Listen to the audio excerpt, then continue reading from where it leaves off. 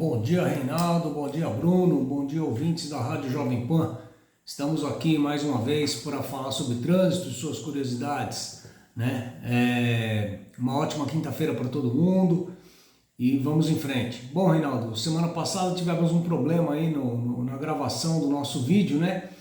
Ficou meio truncado, o vídeo não coincidia com o áudio e tal. Então vamos retomar, né?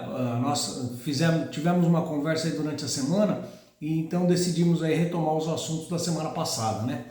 Que nós falávamos que o CONTRAN, em 15 de junho de 23, baixou uma nova resolução, a resolução 996, que trata das definições e das condições de circulação dos veículos aí elétricos, né? Principalmente aqueles de menor porte. Então as bicicletas elétricas, os ciclomotores, as motonetas, patinetes, veículos aí de monociclo, né? Elétricos, etc. Então essas definições estão todas nessa resolução 996 de 15 de junho de 2023. Bom, Reinaldo, o que chama atenção nessa resolução? Primeiro, que ela revoga as resoluções anteriores que tratam do mesmo assunto. Segundo, que ela estabelece e dá a definição correta, principalmente do que traz muita dúvida, que é a questão dos ciclomotores, né? O que é o ciclomotor? São aqueles veículos de 2 ou 3 rodas que tenham uma capacidade, se for motor de combustão interna, uma capacidade de 50 cilindradas, se for motor elétrico, uma capacidade de 4.000 watts, né? Ou 4 quilowatts, e que produz uma velocidade máxima de até 50 km por hora. Condições acima disso, tá, já é considerado motocicleta e não ciclomotor, tá? Então, assim, tem que prestar muita atenção nessa questão.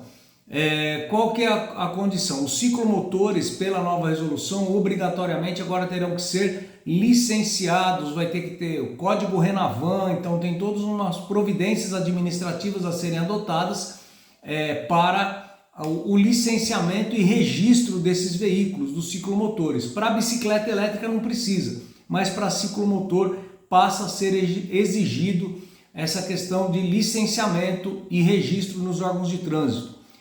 A resolução traz o seguinte, que os veículos produzidos ou importados depois da entrada em vigor da resolução, ou seja, a contar do dia 15 de junho de 2023, é responsabilidade do fabricante ou do importador providenciar toda a documentação para que seja feito o código Renavan do veículo e o devido registro do veículo dos órgãos de trânsito e o proprietário fazer o licenciamento.